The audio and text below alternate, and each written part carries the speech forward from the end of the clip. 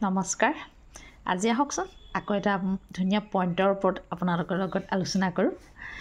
এটা কথা কওকচোন, আমাৰ জীৱনটোত বহুত আমি অভিজ্ঞতা লাভ কৰিছোঁ ন। এটা কথা মই ক'ব বিচাৰিছোঁ, জীৱনটোত দুখ হওক সুখ হওক, যিবোৰ আমাৰ জীৱনটোৱে আমাক শিকাইছে বা জীৱনটোৱে দিছে, সেই বস্তুবোৰ কিন্তু আমি পাহৰিব নোৱাৰোঁ ন। কিন্তু কিতাপৰ পৃষ্ঠাত যিবোৰ লিখা থাকে সেইবোৰ গুৰুত্বপূৰ্ণ, কিন্তু সেই বস্তুবোৰ কিন্তু আমি মানুহে কিন্তু আমি লাহে লাহে কিন্তু পাহৰি যাওঁ। কিন্তু এটা কথা চাবচোন, জীৱনটোত মানে যিখিনি বা কোনোবাই যদি আমাক আঘাতো দিছে, সেই বস্তুটো আমি মনত ৰাখি থওঁ ন, বা সেই বস্তুটোৱে হয়তো আমাৰ জীৱনটো কেতিয়াবা সলায়ো দিয়ে, ভাল লাইনতো লৈ যায়, আৰু কেতিয়াবা মানুহ বিফলও যায়। ঠিক তেনেদৰে এটা কথা ক'ব বিচাৰিছোঁ, মই নিজে প্ৰমাণ পাইছোঁ, আপোনালোকেও পাইছে নাই এই কথাষাৰ জনাব। যাক আপুনি বেছি ভাল পাব নহয়, বা বেছি আপুনি গুৰুত্ব দিব, যাক আপুনি সন্মান দিব বেছিকৈ, বেছি বুলি কৈছোঁ, লিমিটত নহয়, বেছি লিমিটৰ বাহিৰত যোৱাটোকে বেছি বুলি কয়।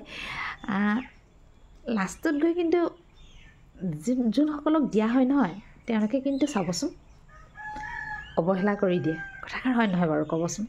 যাক আপুনি বেছি গুৰুত্ব দিব, যাক আপুনি অকণমান সময় দিব, তেওঁৰ লাষ্টত আপোনাক সময় দিবলৈ মানে তেওঁলোকৰ সময় নাইকিয়া হৈ যায়। আৰু যাক গুৰুত্ব দিব, সেই গুৰুত্ব কিন্তু আপোনাক গুৰুত্বৰ মানে কোনো হেৰি নাৰাখে মানে তেওঁলোকে আপোনাক আচলতে সেই সন্মানটো নিদিয়ে। আপুনি এটা চাবচোন, হয় নহয় কথাষাৰ, যাক আমি বেছিকৈ মৰম দি দিওঁ ন, আমি ভাবোঁ মানে ময়োতো মৰম দিছোঁ, মই ভাল পাওঁ ন, কিন্তু তেওঁ মোক সিমানেই ভাল পায়। কিন্তু চাব, নাপায়। মানে প্ৰথমতে পায়, কিন্তু পিছত গৈ কিন্তু নোপোৱা হৈ যায়। কেলৈ হয় তেনেকুৱা?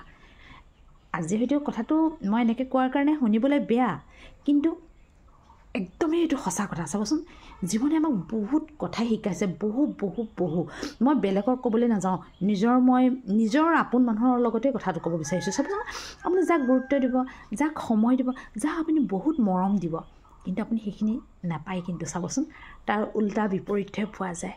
কিয় হয় বাৰু? মানুহৰ জীৱনটো, মই ভাবোঁ মানুহৰ জীৱনটো দুদিনীয়া হয় ন, মানে ইজনে সিজনে পৰস্পৰক মৰম কৰা, সন্মান কৰা, এই বস্তুবোৰ থাকিলে মই ভাবোঁ মানে কি ক'ম আৰু, ভাল লাগিব, আৰু মানুহৰ লাইফটো অকণমান দীঘলো হ'ব নিচিনা লাগে। মোৰ অনুভৱখিনি আপোনালোকৰ আগত আজি কৈছোঁ।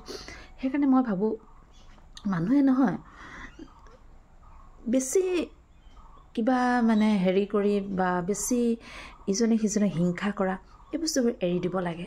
এইবোৰ যাৰ জীৱনত থাকে নহয়, তেওঁলোকৰ জীৱনটো সদায় দুখৰে ভৰি থাকে।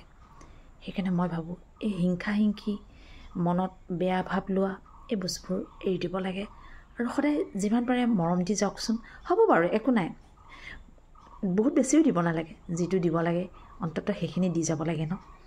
নহ'লে জীৱনটো বহুত মানে কম জীৱনত মানে কি লৈ যায় বাৰু, কি লৈ আহে কওকচোন? একো নানে, একো লৈও নাযায়, মাত্ৰ লগত যায় কিখিনি, সংস্কাৰখিনি গুচি যায়।